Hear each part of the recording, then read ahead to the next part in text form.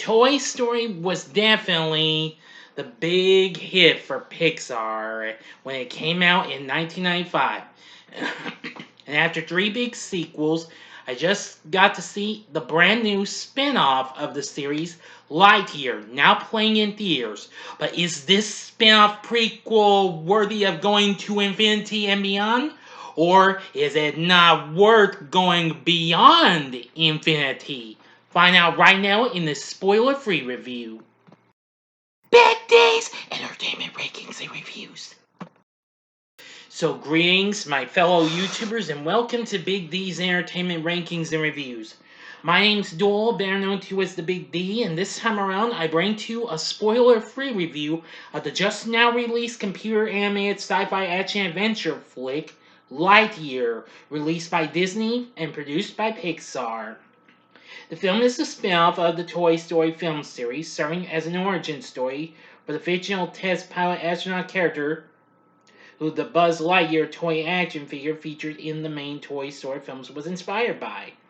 It was co-written and directed by Angus MacLane in his feature film directorial debut. Now, he recently worked on some other things, including Toy Story shorts, as well as directing the special Toy Story of Terror. The film features the voices of Chris Evans, who voices the title character, along with Keke Palmer, Pearson, James Brolin, Taika Waititi, who, of course, recently directed Thor Ragnarok, and he's been in Free Guy, and of course he's got he's got Thor: Love and Thunder coming up real soon. Oh yeah, and he also worked on Jojo Rabbit, plus several others in supporting roles.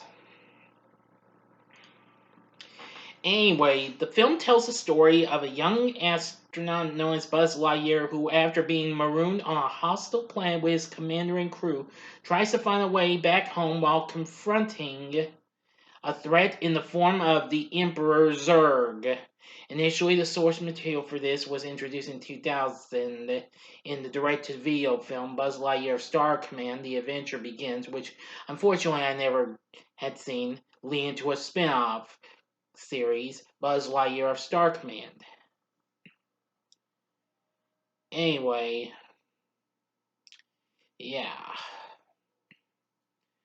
I've got to say, I was really impressed by this and what have you. But anyway, I'm really not going to tell too much, but that's all of the story I will tell you. Now, it does start out with a framing device explaining that the film was the favorite of a young Andy Davis and that the Buzz Lightyear toy he received in 1995, the first Toy Story flick, was based on it. Yeah. Anyway, also in the film, you will see a mid-credit scene and two post-credit scenes. This also marks Pixar's long-awaited and long overdue return to theaters since Onward back in 2000, since their last three attempts had unfortunately got sent to Disney Plus because of you know what. Anyway, I really thought Lightyear was really good. Now, the film may be getting mixed response and what have you, with Rotten Tomatoes saying that it sells for being a rather conventional origin story instead of reaching for the stars. But this gorgeously animated adventure ably accomplishes its mission of straightforward fun. Yeah, I do agree, but anyway, it's just got a good fun feel to it. And I liked how it had a lot of good action, what have you. And it also had a pretty good soundtrack done by Michael Giacchino. Yeah, I'm sorry if I mispronounced that. If I did, then I apologize. But again, great voice acting cast. We have Chris Evans voicing the title character. I've got to say, this is probably one of the coolest roles that Evans has ever tackled since Captain America. James Brolin voices Emperor Zurg, who turns out to be I'm not telling you. That'll bore the audience. It'll spoil it. This is a spoiler-free review, folks. You really thought I was going to give that away? Oh, not a chance. Let's see now. Next up, we have Uzo Aduba, who voices Alicia Hawthorne, Buzz's best friend and commanding officer.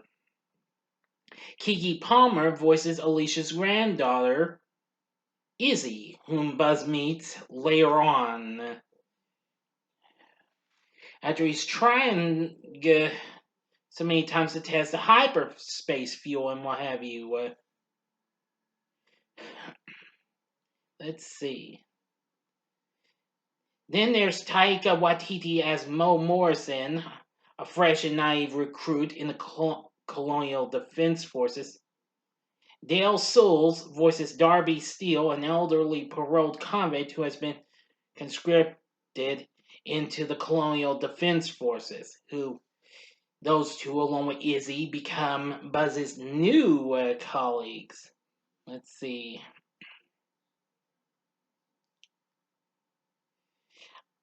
Isaiah Whitlock Jr. voices Commander Burnside, the officer who succeeds Alicia. We got Bill Hader as Faring Hamston, a new recruit partner with Buzz and Alicia early in the movie. And Peter Son as Socks, a robotic cat and Buzz's companion. Now that's a character I really got to like. I mean, he was like a cross and I agree with my friend Malcolm Cooper. The movie Wizard of Oz, when he reviewed this film. I have to agree with him. This Socks is definitely a cross between R2D2 and BB-8. And what can I say? I'm impressed. This was just so much fun. It was a blast. But anyway, it had some fun moments and what have you. I was the only person to get a good laugh from it or two or more. But anyway, I think Lightyear is definitely pretty good.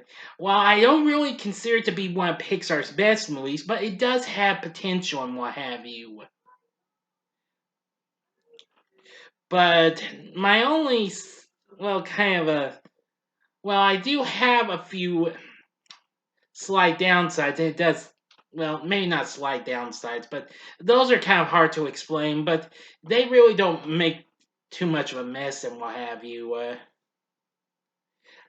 But I'm not really going to say those because that would still spoil the movie and what have you. So I won't get into those details. Thank you very much. But nevertheless, I think Lightyear is definitely a film worth looking into. So I'd say go and see this film. Okay, and your kids might enjoy it as well. Anyway, Lightyear is still a good film with a good story, great characters, and a great score, etc., etc. For my score, I'm gonna give Lightyear 4.5 stars. On a scale of 1 to 10, I'm gonna give it a 9.5. Definitely. Okay, so what are your thoughts on Lightyear? Please tell me in the comment section below. If you like this video, click the like button, subscribe to my channel, and be a part of the Big D Nation. And join me next time when I bring to you a re-review of Batman Returns for its 30th anniversary. So thanks for watching, and if you like this, consider checking out my re-reviews of the first two Toy Story flicks. Yep, the first one in the upper left-hand corner, and the second one's in the upper right-hand corner. Or if you'd like something else, go to the bottom left-hand corner and see my re-review of the first of the new Star Wars trilogy in The Force Awakens, which introduces us to BB-8. And the bottom right hand corner is the button you can click to subscribe. If you like rankings and reviews on movies, TV, music, video games, etc., then I'm your guy. Thanks for watching. Until next time, I'm the Big D saying, see ya.